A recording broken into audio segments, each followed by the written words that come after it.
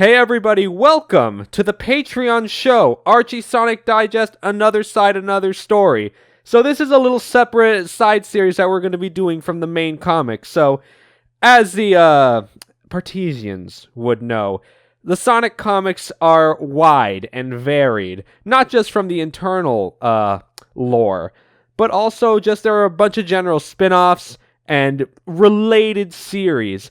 The one series we're going to be focusing on right now is going to be the Sonic X comics. So, Aaron, my friend. Yes. Before we begin, general thoughts on Sonic X as a piece of the franchise. Sonic X is in a very weird position as a show. Sonic X was originally produced in Japan and was brought over by 4Kids. Now, the 4Kids dub of Sonic X, as many know, is notoriously awful. They cut a lot. They changed the entire context of multiple upon multiple scenes. Changed character motivations, backstories, dialogue, plot, everything. It all was deeply changed, and honestly for the worse. There are so many instances of this on record. The most notorious of which being in the Sonic Adventure 2 adaptation, the Supersonic Super Shadow fight. The original fucking Japanese audio used Live and Learn when they fought the final hazard, and in the English dub, it was just their like generic ska music or whatever it was. That's the worst of it.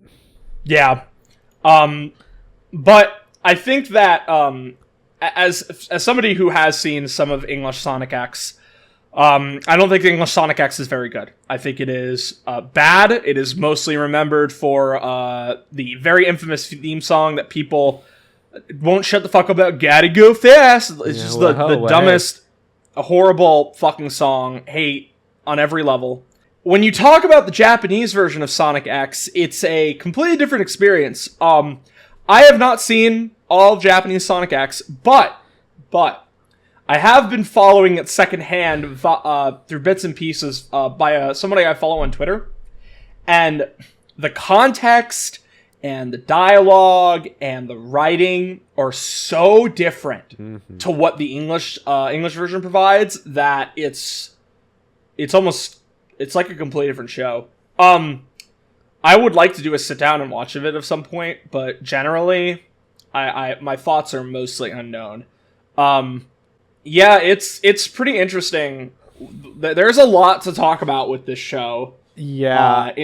I remember, I grew up watching Sonic X when I was a little tiny baby boy. I would wake up early and watch Sonic X on 4Kids whenever it would grow on. Along with, Kirby Right Back Gotcha, Kino Show, Kino. Kirby, the Japanese version, Kirby of the Stars, also Kino. Extremely. Both extremely Kino.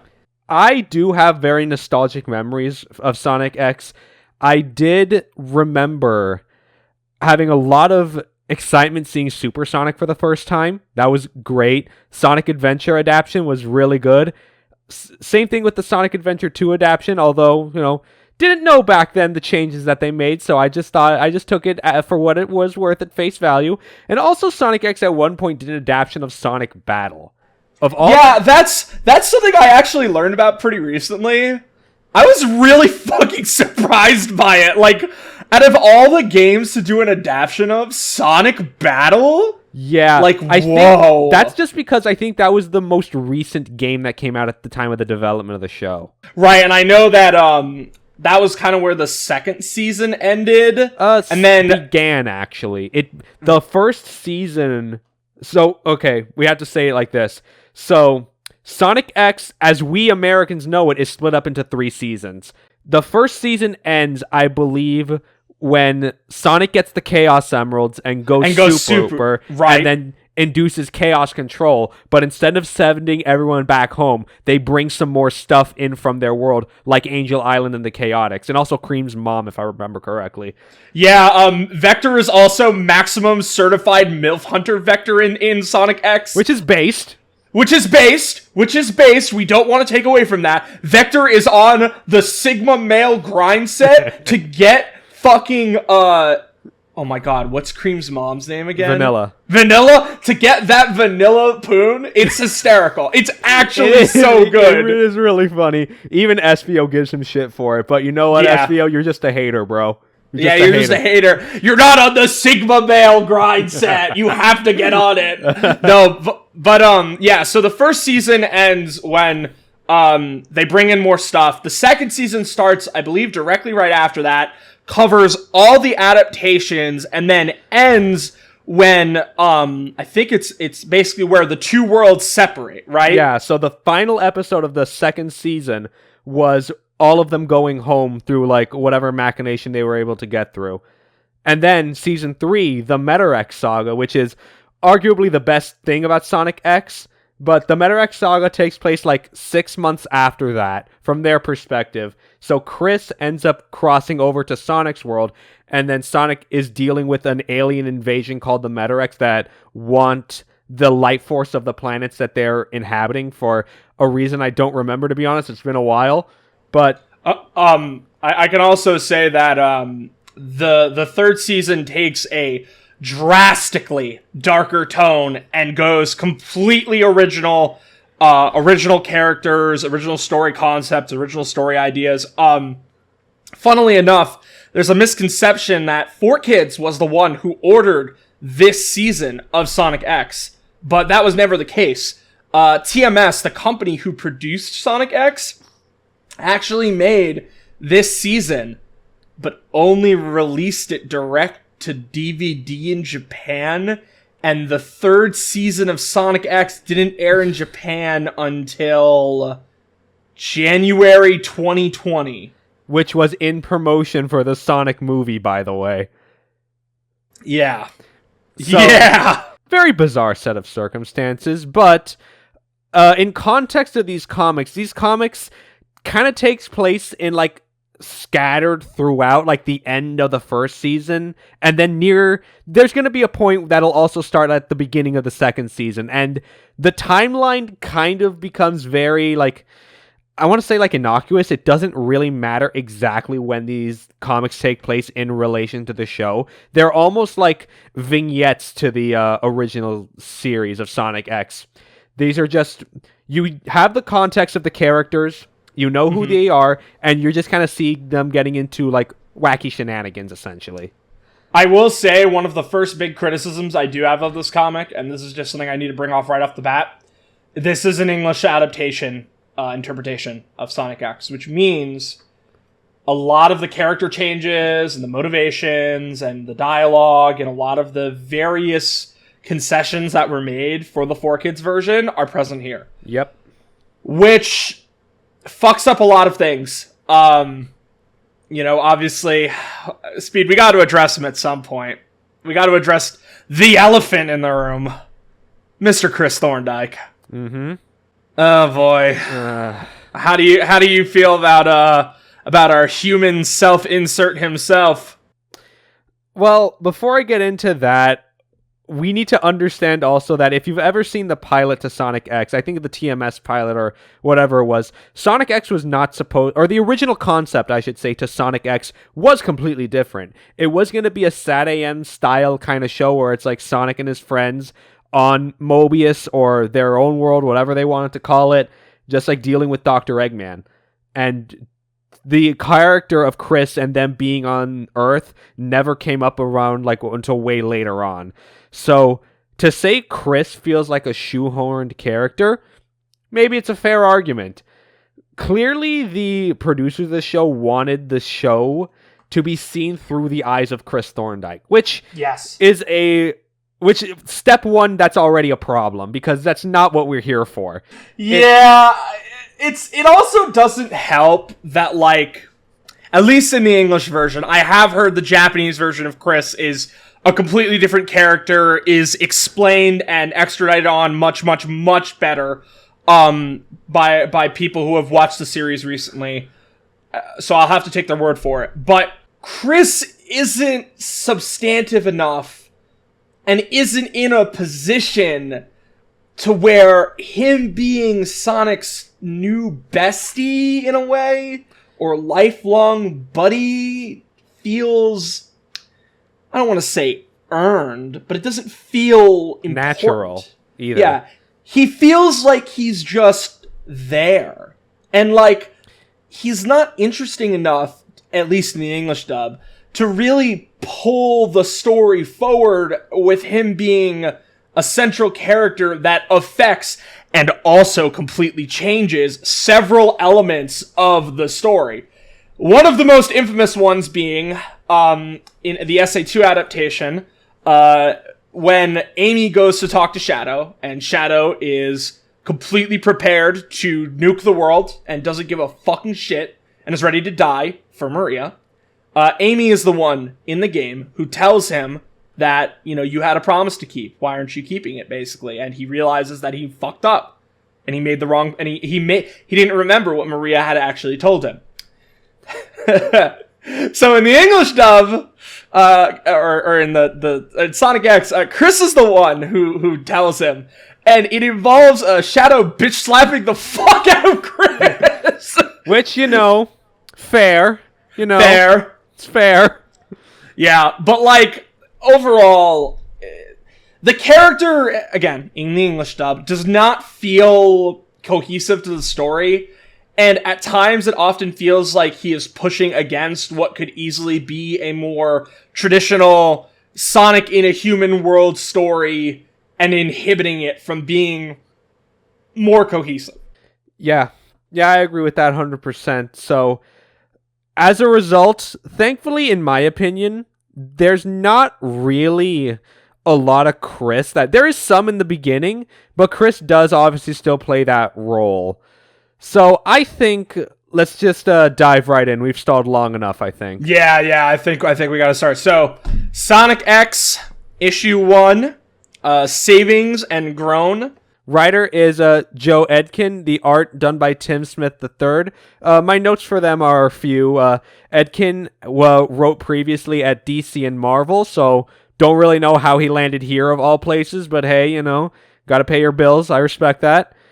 While Tim Smith is, I haven't seen much of his other art in general. However, I will say that while the character designs in his way are like pretty on model, there have been allegations of him tracing screenshots of Sonic X for this comic.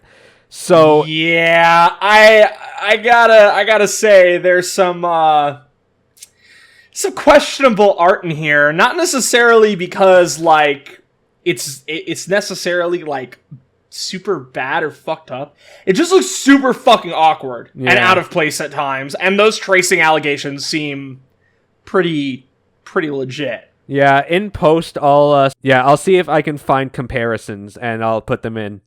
But regardless, we'll open on Sonic X #1. So, Sonic is racing Sam Speed in his car. You know, Chris's uncle, if you can remember. The whole of the people of Station Square, in addition to Tails, Amy, Cream and Cheese, who, by the way, not been in the comics, the main show up until this point. That was because Sega wanted to keep brand cohesion is the word I've used before. They just didn't want to have so many different characters or the same characters in different places. Something that they kind of still do today, which is funny to think about. But Cream and Cheese, they're here, they're there. Yeah.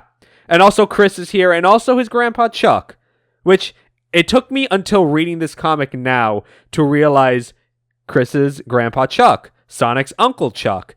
Is that a connection? No, it's literally just a coincidence. Don't think about it. Yeah, it's literally a coincidence. Don't think about it, bro.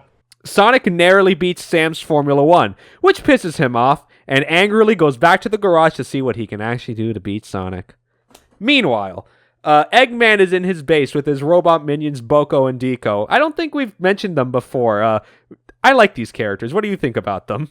Yeah, I definitely think that Boko and Deco, you know, even in the English dub, they were pretty fun. Eggman having robot companions was something that was always like the staple, at least with Adventures of Sonic the Hedgehog. So I think that giving Eggman like proper robot companions, you know, one of them is a bit of a wimp, the other one's just a big fucking idiot. It's like it's the classic. It's a classic. It fits Eggman too. It's even so classic it carried over into the games. with Orbot. Yes, it and did. Cubot. Yeah, with Orbot and Cubot. Yeah. Hey, come on. Hey, look at that. Ah. So, he's angry at them over the fact that they can't get new parts for his robots, upset that they're asking to pay money for them, to which I say, Comrade Eggman. Anyway. Russian national anthem intensifies in the background. Oh no, it gets even better because Eggman continues to complain about the usage of money on Earth, calling it this is a mass hallucination that people see value in these pieces of paper. Which is like, I open up this comic and immediately I'm getting propaganda for modern monetary theory. Did not expect that. Wow, did you know that my professor in college, the one who was a part of like one of my final classes, and I got a perfect score on one of my papers for him. He's the guy who wrote a whole book on modern monetary theory. That's hilarious. Send it to me. I want to read it. I will. It's actually a very good book. I think something also very funny to mention is that I'm pretty sure Sega at around this time, I was reading a Twitter thread about this. Sega has this weird policy with money, at least when it comes to Sonic, where they don't want money to technically be acknowledged within the Sonic universe, which is why Eggman is referring to it as a hallucination. They want to keep...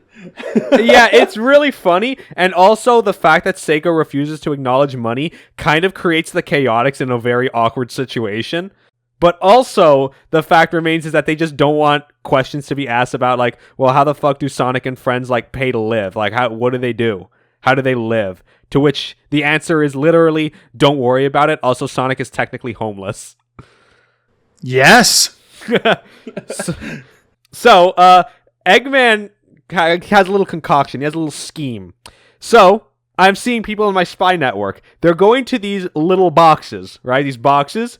They're pressing some buttons, and then they get the green wads of paper. So let's steal those boxes. We must steal the means of production. Yes. So Deco and Boko go out into the city. They find an ATM, and after spying on someone, they just decide, okay, this person pressed buttons to get the money. Let's see, does that work? No. Let's break into it, which he says very loudly, and then a cop arrests them immediately. Damn, A-Cab, fuck them. So later on, Sonic and Chris go home. Chris is excited to see his mom and dad, who are rarely home, as Eggman finds out about banks and plots to break into one to steal cash, getting a robot from, the slot machine thing. You remember that from the show? Yeah, that's right. He does a little slot machine, and it custom picks the robot. It's just so cute, yeah. Yeah, it's called Pack Rat Bach, this one he chooses. So, over dinner, since Chris has time off from school this week, his parents want to spend some time at the beachside villa, but they need to stop at the bank before they do so. Sonic doesn't want to come along. It all sounds boring. My man's got some things to do. Now, at the same bank that they go to is where Eggman crash lands in with his bot. Now, meanwhile, Sonic runs to Angel Island and basically just bothers Knuckles, asking to, do something with him, but Knuckles just says, dude, fuck off. I don't want to entertain you. Go away. Literally, Knuckles, come on, let's go for a run, buddy. We got shit to do. I'm kind of fucking bored. He's like, bro, you know I guard the Master Emerald 24/7. Fuck off. Do you really want someone stealing it again? Hello? Come on, bro. As that's happening, the Eggman's attacking. Amy's able to hit the robot by smashing its back where its missiles were being kept, and it explodes over Eggman. And Eggman, in his comedic moment, just sicks it on her. So, as Sonic is running back to the city, he hears sirens along the way, finds the bank, and after a hit or two, when he fights it, it doesn't go down, but it hits Tails, scattering power rings. Sonic grabs one, juiced up, and smashes the robot. Eggman takes the opportunity of the confusion to collect some of the scattered rings and fucks off as the President of the United States come to Chris's house and thank Sonic for his efforts once again. Yo, you ever have the President of the United States come to your house and thank you for saving a bank? Can't say it's ever happened to me, but maybe one day. Yeah. And asks him to undergo a special mission, which Sonic accepts. As Eggman, back in his base, gloats about the rings being the key to Sonic's defeat. That's the end of the first Sonic X issue. Now, I say we started off the series very strongly with Eggman being not only a radical communist, but also decrying the value of money instantly. Joe Edkin, based. Absolutely based. So I think it's also important to mention the pacing we're kind of going at. These comics are not like the mainline stuff. No, they don't have a lot of substance. They are mostly fun and kind of, self-contained stories of Sonic X. Yeah, which is fair. There'll be things we'll comment on, but definitely don't expect the hyper in-depth analysis you've come to expect from both of us. These are more we're having fun. Relaxed. Yeah, we're just gonna have fun, Yeah. We're just gonna have some fun. I think it's also worth mentioning. I think we should talk a little bit about Power Rings. Oh yeah. How do you feel about the implementation of rings in Sonic X? I mean, it's definitely a more liberal interpretation of how it is in the games, because Sonic taking them to be juiced up, number one, that's straight out of Sat AM. I may think, that's probably just a coincidence. It's a nice way to just bring them into the game, or from the games, because you have the Power Rings, which are effectively just for protection. So now incorporating them into this series, it's like, what else could they do? Yeah, it's definitely something that I don't necessarily have an issue with. I guess I just feel like sometimes, I don't really like the effect they've used for Sonic getting a ring and getting quote unquote powered up. It's weird. It's like he's flying in midair, but like jumping around like he's in the homing. It's super weird. Yeah, anyways, it's not solidified ever, but whatever. That's Sonic X number 1. Let's move on to Sonic 2. Edkin and Smith were the team behind this. Now, the mission that the president has given Sonic. He will be leading the discovery team of what they think is a pirate ship that sunk near the Emerald Coast 300 years ago. And from their detections, one of the treasures could be a Chaos Emerald. So, he'll be joined by Chuck and gun agents Topaz and Rouge. So, how do you feel about Topaz? Because... based. Lover. Yeah. It's really weird that out of all the characters to be given a partner, Rouge is the one who gets it, right? Because Rouge is already a character who is in that middle ground in the games where she does have depth and she's actually kind of interesting when you start to analyze her motives, who she is as a person, and her connection to specific people. But then the decision to just be yeah, we're hooking the thief up with the government agent. Good dynamic. They bounce off each other well. Yeah, it's fun is what it is. Honestly, if there were more Topaz and Rouge Centers episodes of Sonic X, my opinion of it would be a little higher. Agreed. Topaz is a great character. I wish that they used her more. There's talk about them finding a Chaos Emerald like this in the past. They're referring to one episode of the show where Sonic went buoy diving and found a Chaos Emerald in the ocean. The president is aware of that situation, so that's why they're sending Sonic for this task. And as the teams dive into the sea, Knuckles sees them out from Angel Island, wondering what's going on. Sonic hates water and all. And also, I have a note here, me thinking that this Knuckles in the art looks traced. I'll see about that in post. Yeah, that looks pretty traced. So, Eggman has been seeing all this, showing that he melted Sonic's rings down into 2 AA batteries, and this will be used to power the machine to bring Sonic's down, quote, since he's fallen into the trap. And he calls them Dragon Bots. Wow. Here's an even better wow moment, another Owen Wilson moment. Sonic, Topaz, and Rouge dive down into the ship called the MacGuffin. Wow.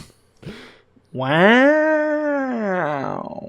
So inside, Rouge finds a treasure chest, leading to be attacked by a shark, which kind of leads Chris to think that it's actually the ghost of the captain, and Chuck kind of doesn't argue against it, which is very weird for a scientist, but, I've seen worse from Rick and Morty, so I'll let this pass. I was gonna do that joke!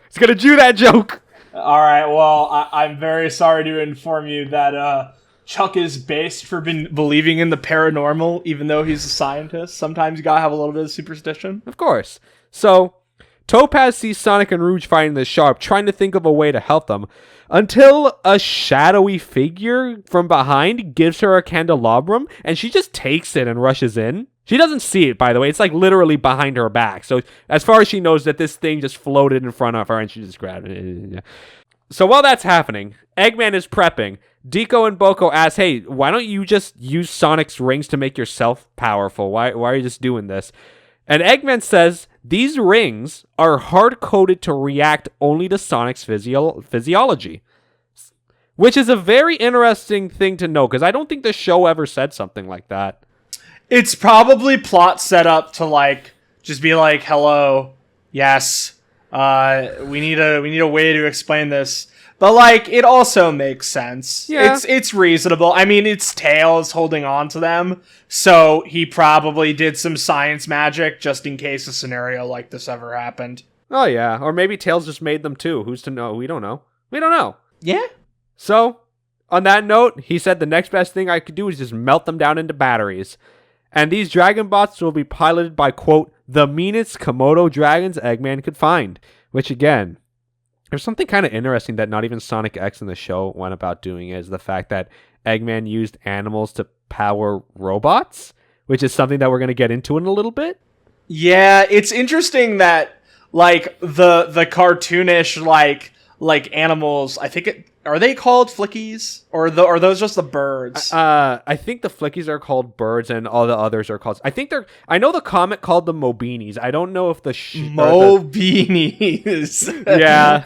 Wow, what a fucking name, bro. I don't know if the games kept that, but, you know, that's the Animal Buddies,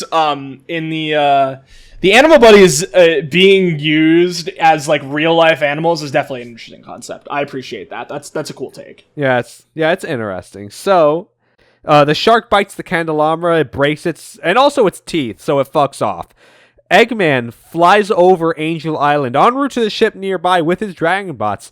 Knuckles sees it and is just like, oh shit, there's actually, if Eggman's here, probably means there's a Chaos Emerald down there. Guess I gotta take care of myself. Knuckles, okay, we are removed from Pender's Knuckles. This is our Knuckles. This is my Knuckles. My Knuckles. Our Knuckles. Hell yeah. He rushes in, saving Chris and Chuck and Tails after the Dragon Bots attack them. Chuck warns Sonic via radio that he's in danger, Knuckles berating the guards to give him diving gear. Which, I mean, just get the air necklace, bro. You're good. Come on, bro. You just gotta go into aquatic mine. You gotta raise the water level to, was it 2 or 3? I don't remember. Maybe 3. Either. I think 3, yeah. The Dragon Bots are now attacking Sonic, Topaz, and Rouge. Still unable to actually open the treasure chest, not doing much damage, and Sonic is entrapped in one of them, as Knuckles comes in, punching him out left, right, and center. To which also we have an interesting note of Topaz saying, oh, I now see what you see in Knuckles, Rouge. Quote, if he were human, I'd be attracted to him. That's kind of it's a little bit of a weird champ moment. Just a little bit of a weird champ moment. In my notes, all I say is furry. That's it. True. Fucking true, dude. So, anyway, some figure takes the batteries out of the robots. Out pops the Komodo dragon. Sonic breaks open the battery to find his rings and realize, oh, Eggman made these batteries. And uses the rings to break the other robot. So, it's over. Day is saved. They get the treasure chest, but there was no Chaos Emerald. And Chuck thinks, oh, well, you know, maybe the ghost of the captain of this ship helped them along the way. Unbeknownst to them, was standing behind them this whole time, saying, and I quote, that was the most fun I've had since I crossed the Grand Line. Yo! I'm playing the One Piece rap right now. Aizeno yume wo tagiyasu e Takashimoto gagajiku yoso One Piece. Which also originally was a 4Kids production. So you know what? I dismissed this at first. Was like, oh, haha, funny reference. But since they were both done by 4Kids, I'll give this one a pass. Listen, all I'm gonna say is, I don't care how much you think One Piece sucked when you were a kid because of the 4Kids version of it. One Piece, read it or watch it subbed. You deserve it to yourself. Indeed. That shit Kino. Really is. Never has there ever been a greater story told, next to Berserk, of course. 364 was today. Did you read that last chapter, man? I haven't yet. Did it get you? Did it hurt you right here? It is the most insane twist that Miura could have done at this point in the story. Oh no. Oh. It is pretty fucking insane. And the fact that that's what he's leaving us with. Oh my god. I have no words. Eggman Curse of the Day, and we're done here. That's Sonic X number 2 done and dusted. On to 3. Number 3. Same team, Edkin and Smith. So, this is an interesting situation starting off right here, because it starts off alluding to the Emerald Coast in Sonic Adventure, Sonic being chased by killer whales. Long story short, he's caught in an Eggman trap. These whales are chasing him, along with him getting thrown coconuts by the Egg Monkey robots, you know the one, all to rescue Cheese, as Eggman is just reveling what he's looking at. Quote, keeping Sonic distracted while I put my master plan into motion. Meanwhile, though, Sam is still in his garage souping up his F1 car, as Bokun, don't think we talked about him yet, the third to this little situation, because as we all know, Scratch and Grounder had coconuts. So now we got Bokun with Boko and Deco. Yeah, Boko and Pico. So anyway, this little delivery robot thing delivers him a fuel injector, which says, hey, put this in your car, you'll go faster than Sonic. And he fucks off. And now, Sonic, he's still continuing to evade the traps, commenting that the Wasp robots he's seeing remind him of the Green Hill days. More on this later, but this is kind of an interesting thing, because we, as a community, have been, like, just so overfed with Green Hill's so nostalgia, but actually... Please, no! I don't want to go back! But I also do want to say that at this point, this is about like 14, almost 15 years into Sonic. This is, I think, the first acknowledgement of Green Hill Zone in an official Sonic media. So hey, take that for what it's worth. Yeah? All the while, Bokun is distributing gifts to various people. New chair for the president, a new computer for Topaz saying it's from Rouge, a large gift basket for Mr. Stewart, Chris's teacher, literally not important, don't even think about him. Sonic reaches the end of the path, jumping on a capsule, releasing some animals, including Cheese. As Eggman tells Boko and Deco, his plan is to have new, more powerful robots to be piloted by the most ferocious animal on the planet, human beings. So, this is what I was talking about a little earlier on. So Eggman has the fucking giga-brained idea to just be like, yo, these robots that I've used before in the past that were powered by little fucking animals? Bullshit. Tired. Silly. No. You know what's going to be so fucking base, though? You know what'd be, like, fucking hysterical? I'm going to have these robots be forcibly piloted by human beings and juice it up. Based. I'm so fucking smart. Honestly, very genius move. Eggman is truly 300 IQ. God tier. It's actually really creative, too. Later that day, Chris comes home with a permission slip to a field trip for the Chation Square Space Museum, as Tails, Sonic, and Amy all plan to meet Chris and his class there. They're all inside after riding the bus there. Eggman, on the side, gloats that Sonic won't be able to bother him anymore after this, and sends in some killer robots, which engages Sonic, Tails, and Amy. So when Sam hears the news about the robots attacking without testing the new fuel injector, plans to go help, especially with Chris being there. The robots kidnap Francis and Daniel, two of Chris's friends, and on that note, transforms into an armored truck, speeding off with booster rockets on its back. That's when Sam happens to get there, and with Sonic, they both rush to get them free. And coming into a turn, Sam is just going a little too fast and breaks past the railing off a cliffside. His car's a parachute. He's fine. It's okay. It's fine. Sonic continues to follow the truck. And with that, Eggman pushes a button, entangling everyone who got gifts, including Chris, who's nearby one of the robots in the museum, and gets put inside of the shell to pilot it. Sonic saves Francis and Daniel using a ring from earlier and brings them back. But despite that the class has been evacuated, Chris and Stuart are still inside being held hostage. Sonic rushes back inside to Tails and Amy and jumps in the hole in the ground that was made, seeing one of the robots earlier targeting Sonic, who does not know Chris is the one forcibly piloting it. I have a last note here. Man, Ava 4.0 looks like shit. Oh my fucking god. You gotta stop, Speed. You gotta stop. You can't disrespect Anno. He'll make another rebuild movies. He'll make you even more mad. That's the point of those movies, man. What are you saying? I know. That's the beauty of them. So that's Sonic X number 3 done. Don't have much to say. It's fun. We're having fun. It's fun. We're having fun. We're having a good time. Sonic X number 4. Again, Edkin and Smith. So Sonic, about to make contact with the robot Chris is piloting, is too late to stop the missiles from launching and are en route to Angel Island. By the way, a news reporter is on scene telling this is like in excruciating detail, including saying stuff how like Angel Island has the Master Emerald guarded by Knuckles the Echidna, the last of his kind. Like, why are you putting Knuckles' business out there like that? What the hell's wrong with you? It's a very good question. Why the fuck are you letting everyone know about a very, very, very dangerously powerful fucking emerald that could destroy everything and everyone? But no, you have to run your big fucking mouth. Fuck you.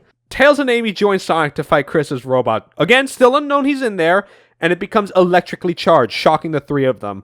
Now, Eggman orders the other robots that have trapped humans inside. Rouge is following the one that Topaz is in, and warns Sonic not to destroy them too badly. These robots all have humans in them. You gotta be careful here. And after seeing Chris's name in his handwriting from a laser blast from Run Robot, he gets it. Due to the plan of not smashing just to incapacitate, they're kind of putting themselves at a disadvantage and are quickly overpowered by the robots, leaving Deco and Boko impressed. Eggman later telling them that he got the parts for the robots basically after threatening a hardware store with robots, which, hey, that'll do the job, he doesn't have money, so hey, Tails and Rouge, you're knocked out cold. Tails drops a power ring. Sonic's still entangled, but he managed to grab it and is able to be freed. Rescues Amy and Tails and Rouge. They're all good. But outnumbered, they're kind of at odds exactly what to do. Until Chuck flies in on the X-Tornado with Knuckles and Cream and Cheese. Still not able to do much of anything, unfortunately. Sonic goes headfirst for Chris's robot and is now pinned to a wall. Ring power wearing off. Same situation with Rouge attacked by Topaz, while Tails tries to go for the remote Eggman is controlling the robots with. And the one controlled by the President captures Tails. However, Chris is able to will himself to break free of the control and releases Sonic. And now, of all the ones to come up with a plan here, it's fucking Cheese. So he flies down into one of the robots, breaks the helmet off the President's head, freeing him. And after Eggman sees all of this plans fall apart, he just resorts to plan B. Self-destruction. He said, "Hey yo, I'm not having this one go up in flames. Fuck it!" Tails grabs the button though. It shuts off the robots, which lets the human controllers go free, and everyone's alive. So Eggman's like, alright, fine. He flies off. Sonic, Chris, and the gang walk out of the museum. Day is saved. Hooray, we're done here. Hooray, we did it. It's the 3-parter. Kinda, sorta, not really. Anyhow, here's something a little interesting for you folks. Sonic X number 5. Edkin wrote, but we have a new artist we're being introduced to. You might have heard of him. His name is Tracy Yardley. Very funny that we talk about Mr. Yardley. Yes. Concerning some comments that were made on Twitter. Recently. He deleted those tweets. All right, let's move on. Let's just, it's fine. It's fine.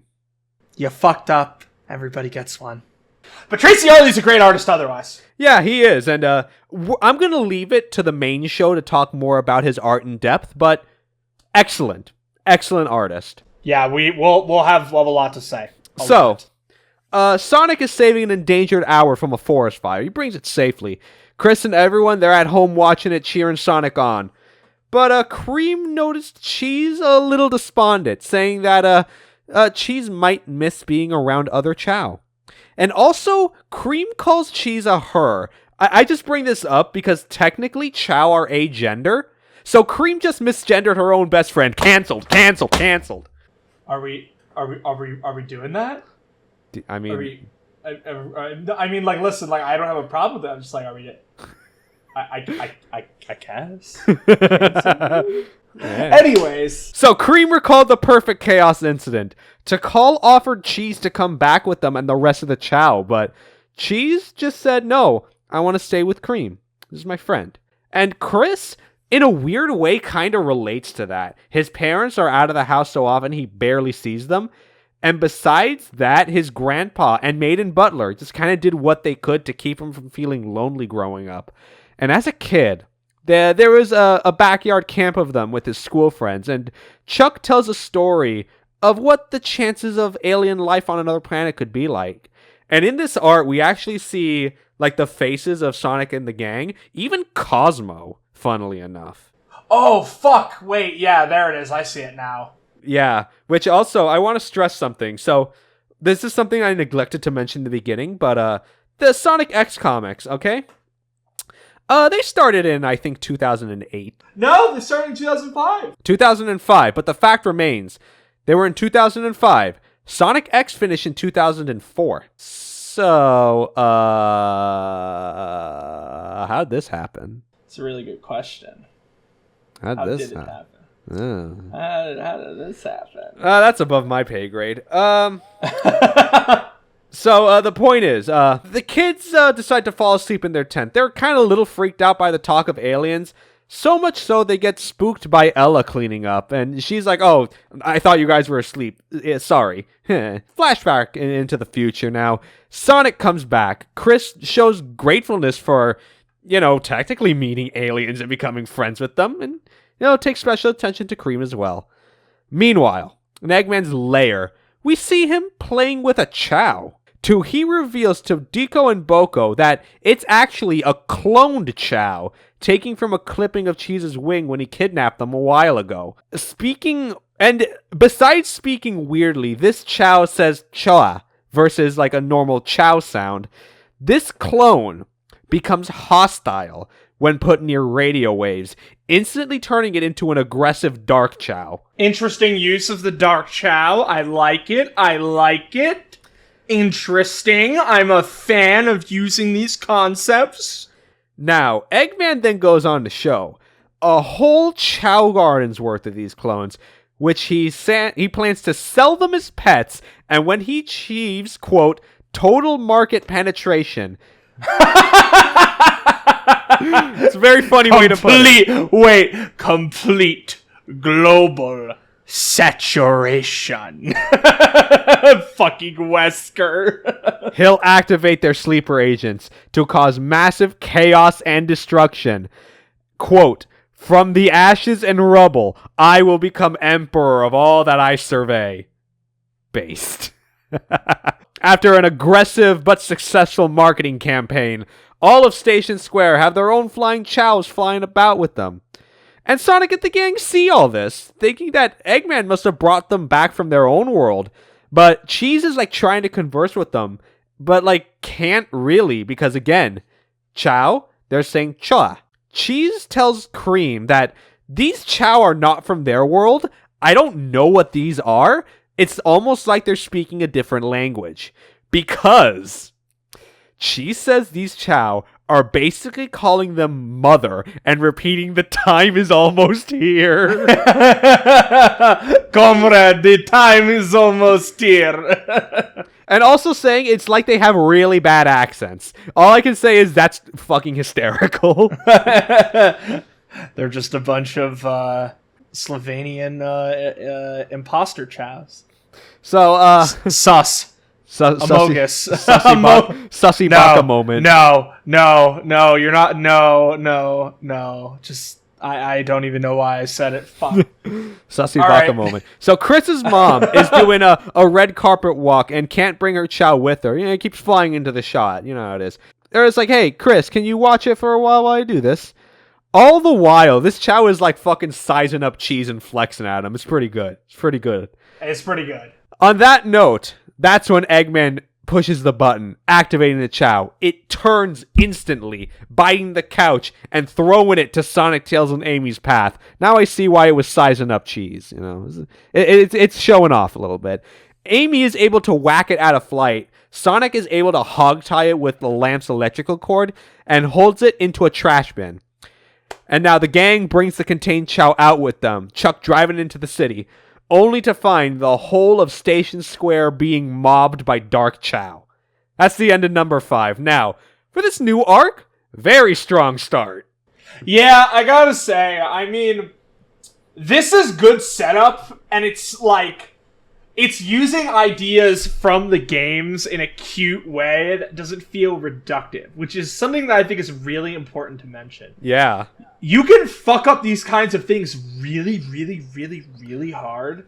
And using the idea of, oh, they're artificially bred Chow, and they just become Dark Chow when we use a certain signal. It's like, that's good. We'll be right back. And now, let's move on to Sonic X number 6. Edkin and Yardley was the creative team. We have a little bit of a recap of going on. There's also a moment of the gang eating fast food. Sonic's holding a burger saying, hard to believe this is the king of anything. Sonic having a little review bra moment, if I do say so myself. Amy says it was better than the box of Dominoes they had earlier. Haha. Haha. So look, the point of this is that Knuckles is feeling lonely because he's the last of his kind. Until, on the island, he's caught in the glowing light of the Master Emerald, and a voice calls out to him that he is needed. I thought we got rid of Ken Penders. No! Stay away! Bad. So, thank God, though, the voice is to call. We don't... Oh, thank okay. God. Crisis averted. Crisis fucking averted. If I had to see that shit-stained lock in this comic, I would have fucking flipped my PC. The Master Emerald brought her back from the past to fight this great threat on the planet, including bringing along chaos and an army of Chow. Well, that's pretty cool. Now, we see Station Square. The gang get ready for a fight. Tails asking not to hurt the Chow per se. Sonic replying, we can't let them hurt people. Just do what you gotta do, okay? So, Sonic saves a man from a high-rise. Tails saves a baby from falling to the road. And Amy clogs a ripped-out fire hydrant. All the while, Cheese is seen holding their head, complaining that there's like a really bad headache. Some noise that only they can hear. Chuck, suspecting that this noise may be the reason behind all this. Ooh, big brain. Eggman is revealing in all this mayhem and begins step 2. A giant mech shaped like himself called the Eggantor, bringing along Deco, Boko, and Bokun to Station Square to be crowned Emperor of Earth. Sonic, Tails, and Amy are cornered by the Choa army, but scatter themselves. Some launch towards them, breaking the glass of the hardware store behind them. So Sonic is like, oh boy. Behind though, they hear the sound of revving. And from the broken windows, the Choas come out with fucking chainsaws. This is a certified metal moment. Literally and figuratively. They're able to take the chainsaws away, Sonic especially by taking them to juggle them, as Chuck is trying to jam the radio frequency. But all the while, that's where Tikal and the Chow army arrive to fight. And also Eggman shows up at the same time demanding a surrender. Sonic is exasperated. Tikal tells Sonic, don't worry about it, we planned for this. Tikal brings the Chaos Emeralds to Chaos, and using their power, he's able to grow to the same size as the mech for a good old kaiju fight. Oh, hell yeah, bro. Hell yeah. See, now this is cool. You're using concepts and ideas from the game, but you're morphing them into unique versions because, well, you have that ability. And so specifically what's happening here, Perfect Chaos is relying on the positive energy of the Chaos Emeralds, so he won't go berserk this time. Now, during all these fights, Chuck finishes the radio to counteract the waves. It's able to pacify Chris's mom's Chow, and she says their head doesn't hurt anymore. So he gives it to Tails, who flings it to Sonic, runs all over Station Square to pacify as much Chow as he can, and manages to get all of them. Chow's restored. Perfect Chaos knocks the head off Eggman's mech, which leads him to retreat. So as all said and done, Tikal plans to take these Chow back with her, and again asks Cheese to come along. Cheese still says no, but does want to come visit if they can. Tikal says yes, absolutely. All you gotta do, Cheese, is call for me, and I'll come. She and the other Chow vanish, and later, the heroes have a nice victory meal in Chris's home in celebration. That's the end of Sonic X number 6. A very, very strong little story, I think. Yeah, I think it's interesting that they basically went completely in on the, use of the adventure concepts and the Chow and Chaos, which I really do like that they showed what would happen if Chaos used the positive power, the Chaos Emeralds. It's cool. I do like all the creative liberty that they're giving. It's almost like this guy, Joe Edkin, is using that power for good, unlike a certain someone we know. Somebody. Yes. It's almost like knowing about the games will add a flavor to the text of this comic. Huh. Who would have thought? Yes. Who would have thought? So, yes. Sonic X number 7. Joe Edkin wrote, new artist David Hutchinson did the art. Could not find much info on him, unfortunately, but regardless, some workers are doing their thing in the sewers, and they find a sealed-off door. It looks like it's been abandoned, but something is still there. Spooked by noises, they leave. Unbeknownst to them, though, a figure observes them, and by the silhouette, we see this is Emerald, the robot from Sonic Battle. Emerald, what are you doing here, buddy? You just showing up in the comic? All right. He's taking a little look. But that night, the president assigns Topaz and Rouge to investigate the issue. Their commanding officer, Westwood, he feels undermined. He feels like he should have been on that mission. He feels that because Topaz has Rouge as a partner, he's been overshadowed and has the best logical conclusion to the situation. Says, if Sonic were to join Gun, I could assign him as my partner, and I'd stop being undermined. That's so fucking weird. So fucking weird. Yeah, I don't know where, I don't know what. I think this guy's an original character for the comic, right? I don't think he was in the show. I don't think he was in the show either, off the top of my head. Interesting. So, at this moment, a grunt gives him a report about an unidentified object found buried in a desert outside the city, and tells him, hey, shut up. Shut your mouth. I'll deal with this personally. Thinking he can get Sonic to join Gun like this. Now, we move to Chris's house. It's his birthday. Chris mentions he's excited to have his friends over and to see his parents. But Chuck tells him that his mom and dad are stuck in Paris getting ready for the World's Fair and can't come back. But Chris doesn't seem to mind just having the gang, though. But at that moment, Westwood arrives to the mansion asking for Sonic, saying, Sonic, President asks you to accompany me to find potential Eggman tech in the desert. Sonic doesn't really want to go. He'd rather spend the day with Chris, but Chris is like, I'll have other birthdays, man. Just go. Don't worry about it. Meanwhile, Rouge and Topaz are taking their mission on and find the room. They're still being spied on by Emerald and can't get the passcode to unlock a computer. Emerald is behind a set of pipes. Rouge is suspicious of it, but he activates a speed sensor thing and is able to run fast enough away to not be caught by Rouge. Then Topaz gets a radio message saying the mission is suspended, the president has an urgent matter for them, the tunnel will be sealed off until it's completed. Westwood brings Sonic to the site, gives him a shovel, and using his speed creates a massive crater. All the while, Westwood asks Sonic, hey, what are you doing hanging out with Chris, huh? Like you're you. What are you doing hanging out with this fucking kid? And Sonic's like, well, when I first got here, this kid was the first person to give me and my friends shelter. So, you know what? Chris can hold his own, I think. He's fine. What's the problem? And there's like a little bit of a back and forth there as well of Westwood trying to convince Sonic to work with him. Which is also very interesting because specifically he says, Sonic, like, come on. Your country needs you. What are you doing? And Sonic is like, bro, my country is on another fucking planet. Shut up. You know what the best part is? This guy is just a military recruiter. Gross.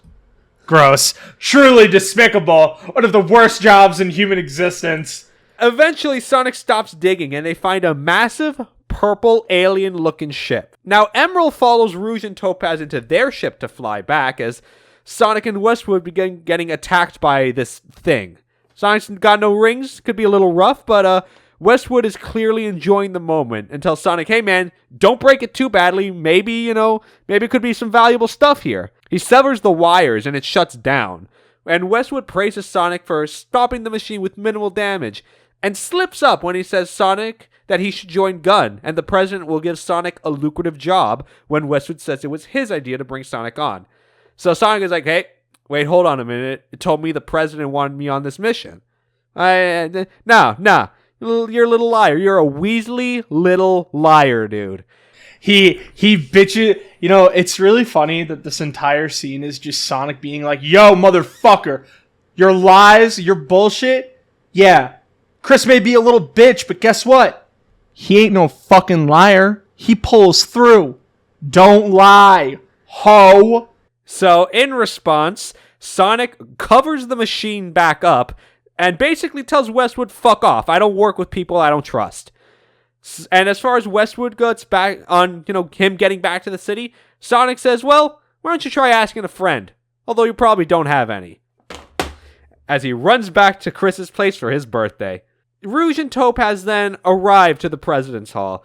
The President says this mission was actually for Westwood, but he's not anywhere to be found. So, it's on you now. Eggman's been spotted in Paris. Go find out what he's up to. As Emerald steps out of the shadows, saying that maybe following them around will give him answers on who he is. And as Sonic gets back home, in time for the party, when Chuck turns on the TV, they get a satellite call from Chris's parents, saying, we're sorry you can't be there for your birthday, Chris, but to make it up for you, we're going to fly all you guys out to Paris to celebrate your birthday at the World's Fair. Wow. And that's the end of number 7. On to number 8. Special mention to the cover here. It's a cute little picture of Eggman drawing Sonic being captured. And Sonic narrowly evading it in the actual real world. Of course. Spaz does all the covers here, and they're all really fun. I like a lot of these covers. They're good. Edkin and Smith writing and art. So, we open on our guy, Big the Cat. Let's get on the based god himself. Big don't fucking care when, where, how. That motherfucker going fishing. And that's what he's doing. He's vibing in Paris. My man's fishing in the rivers of Paris. A fireworks display begins to start the opening to the World's Fair. The gang's all here. Chris's parents and, Francis, Danny, and Helen. Some of Chris's friends came along for the ride. And also Rouge and Topaz are in Paris, looking for signs of Eggman as he, Boko, Deco, and Bokun are there seemingly to enjoy the food. And Eggman's, he's in a painter smock. He's doing a little something on the side to earn the fake money. And now, in DC, the president is chastising Westwood for being unable to be contacted for the mission that he gave Topaz and Rouge. And he intends, he's to getting like a little bit of some kind of revenge for the situation he's been put himself in. Now, back in Paris, Chris's dad reveals he's actually the headlining act for the World's Fair to reveal the Nelson Industries space shuttle and offers Chris to be the first passenger as a part of his birthday gift. Very compromising situation in today's political environment, but hey. Yes.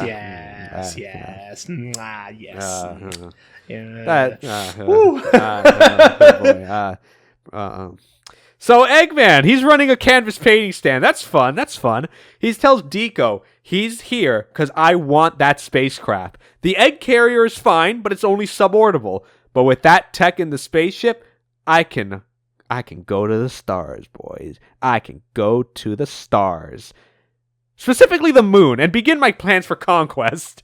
Now, Big and Froggy, they're spotting Eggman in the crowd, while Topaz and Rouge can't seem to find him. So they radio into Westwood, who wants to use this as an opportunity to kind of make fools of them, and orders them back to DC. Topaz relays to Rouge that they've been ordered back, but Rouge says, hey, wait, hang on. Why don't we just stay around here until the rocket is revealed? That's obviously the target here. And look, I'm willing to take the heat for this, so, let's just play along here.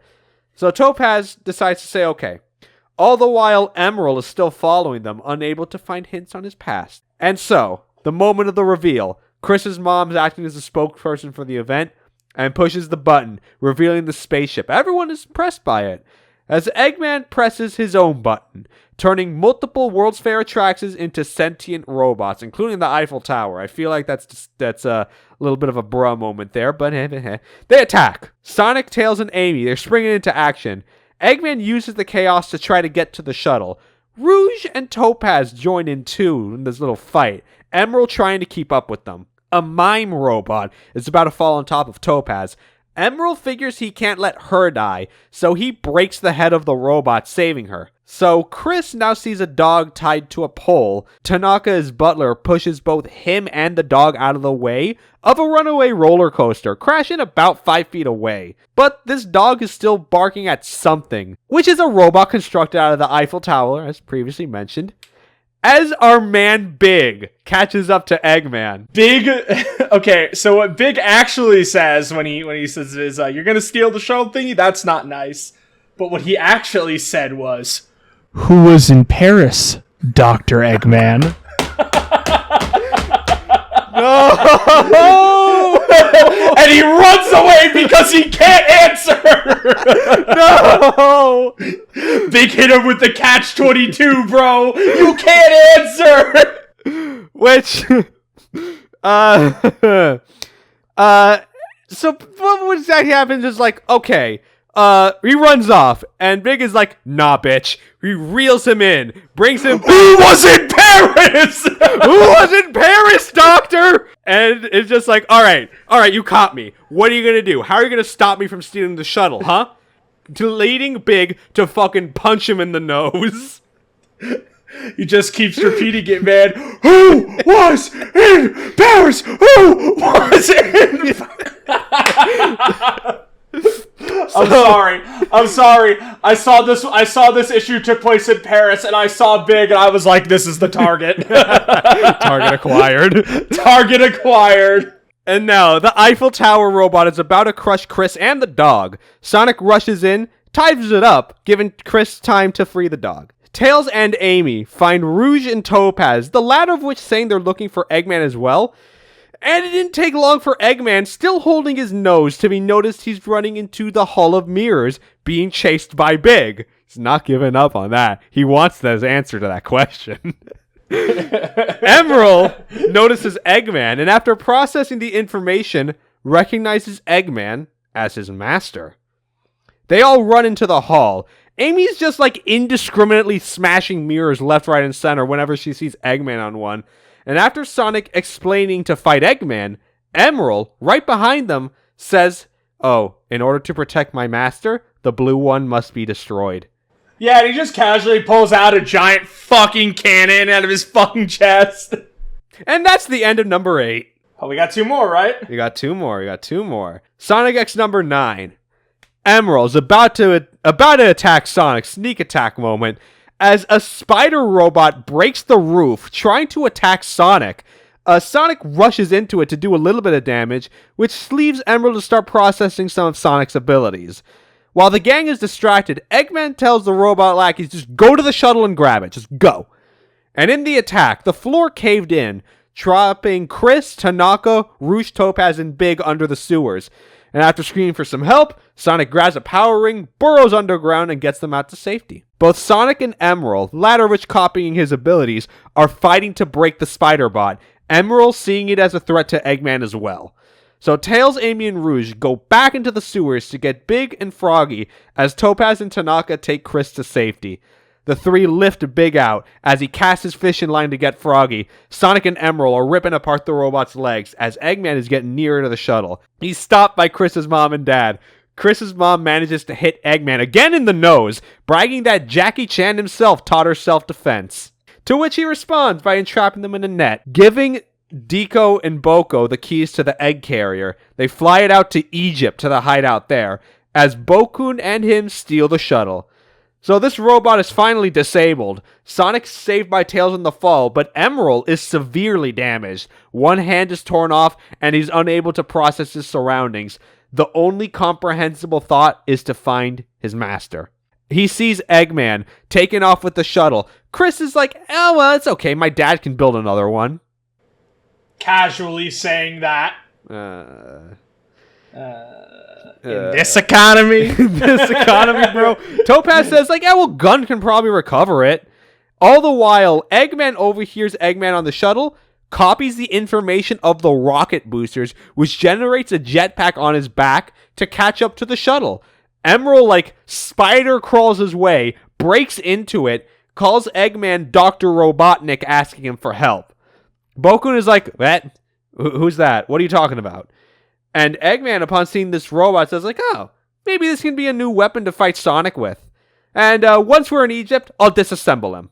And so, the broken robot falls into the sewers. Sonic is like, well, no harm, no foul. No one was in there anyway. Chris's parents are rescued. Westwood revels in the fact that Rouge and Topaz disobeyed his direct orders and rubbing salt in the wound that he found blueprints in the lab they were originally tasked to investigate. And the president will be hearing about the situation. What a bitch. Fuck this guy. He's literally so cringe. Holy fuck. Despite all this, it was a fun day for the gang. Cream thought that maybe the shuttle could take them back to their world, but oh well. Oh well. And even Sonic says, hey Chris, maybe one day you should come to our world. You'll see real excitement there. Which again, this comic came out after the third season was finished, so like, hey, you know. Yeah. Hey, you know. There you know. So, we have arrived at our final issue for this episode. Yes, we have. Issue number 10. And ironically enough, it is celebrating Sonic's 15th anniversary. Ooh, gee, I wonder what else came out on Sonic's 15th anniversary.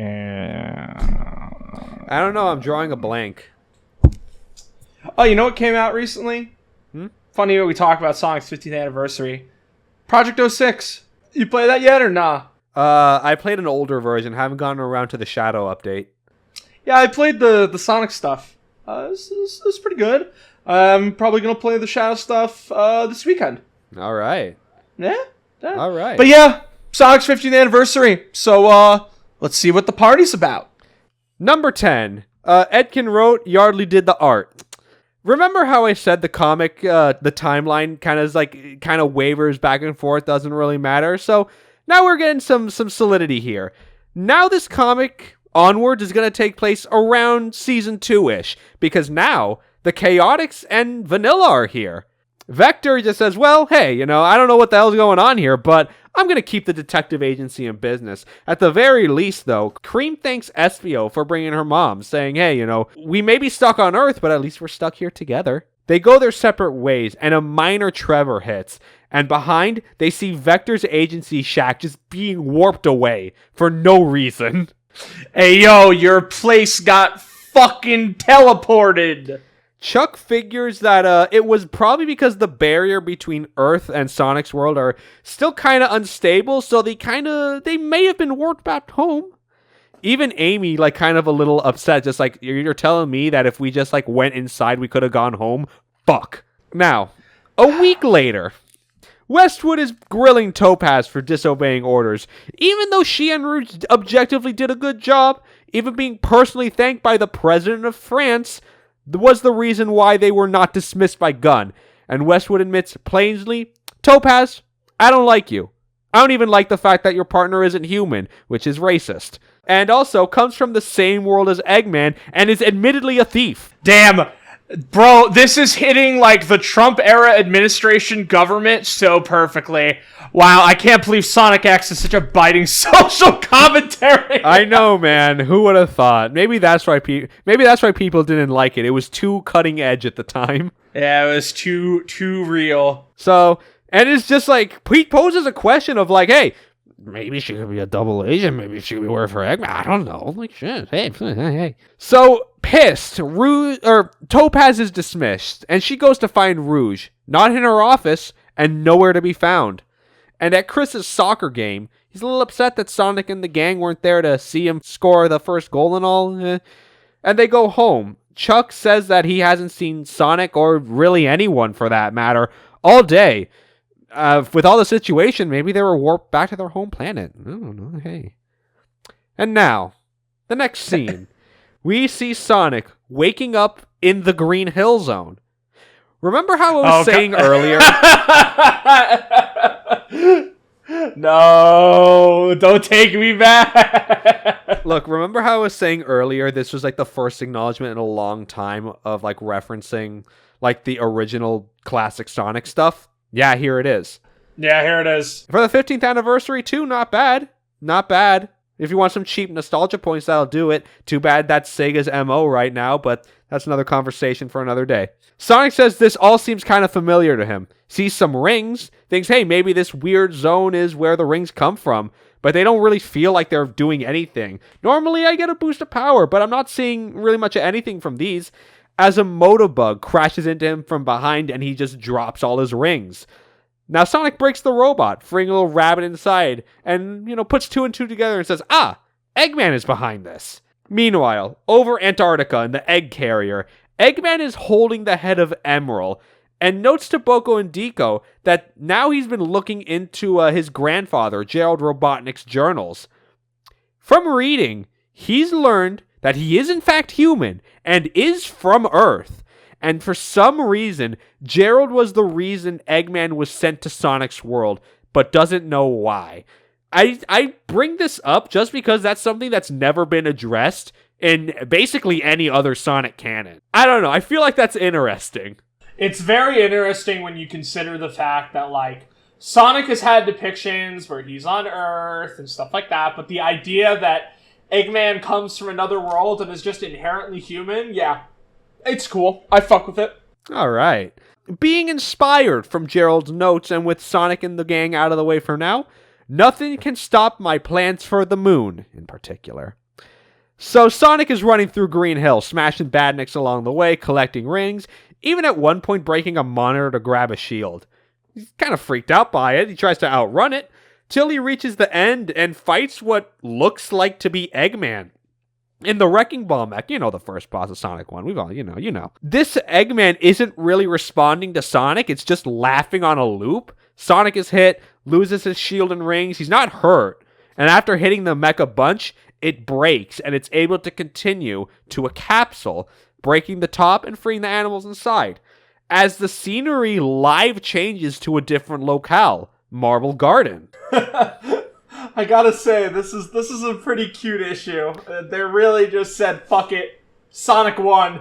That's it. That's the issue. He's playing Sonic 1. Yeah. So Sonic continues. He runs inside the ruins, dodging lava, breaking badniks, as he hears a cry for help. It's Amy, tied to a pole. She can't summon her hammer, weirdly enough. So Sonic leaps over, unties her, and just brings her along. And at the end, another boss fight with the fake Eggman. Sonic gives her some rings, even asking her, like, what's the deal here? Like, why are you giving me these? These only work for you. Sonic's like, no, just trust me. Just hold on to these. They'll protect you. And Amy fly kicks Eggman's mech, defeating it, as she falls into the lava, but is undamaged thanks to the rings on her and jumps out unscathed, as the locale changes yet again to Springyard. Meanwhile, worried about the gang, Chuck and Chris take the X-Tornado to Angel Island to see if something happened to Knuckles. And he's nowhere to be found. Neither with the Master Emerald. And also important to note, Angel Island is still floating in the air. Think about it. Think about it. Chuck figures something a little weird's going on here, bro. Something a little weird. Back to Sonic and Amy, still collecting rings going through Springyard, take a hit from a spinning flail, losing their rings. Sonic tells Amy, alright, spin dash with me, go at my count. Which, by the way, seeing Amy in the spin dash is very weird to me. It's weird. Yeah, I think this is one of the only, canonical appearances of Amy spin dashing. Yeah, so it's there it is. There it is, folks. There it is, folks. She can spin dash. They go, and in front of them is Knuckles. Both crash into him, and the three fall off the edge of a drop, screaming for their lives. That's the end of number 10. That's the end of the comics we got for you today. My buddy Aaron, what have we learned today?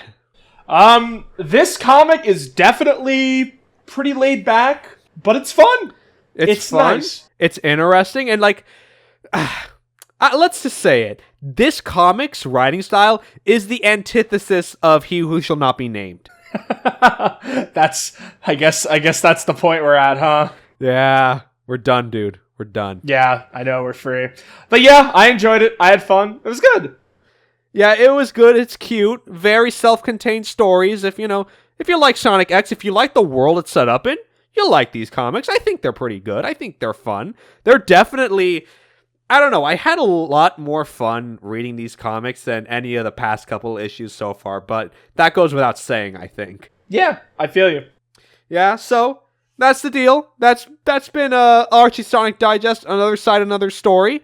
As I said before, this is going to be a Patreon exclusive show. The first episode will be released for free to give you guys a taste. If you guys are interested, patreon.com/sonicsfeed. This series will be on Patreon exclusively moving forward, as low as $2 a month. You'll get the episodes when they're ready. My schedule for these is going to be about one a month, I think. So yeah, if you're interested, support on Patreon, and we'll see you next time, definitely for the regulars in the main show, but see you next time, folks. Bye-bye.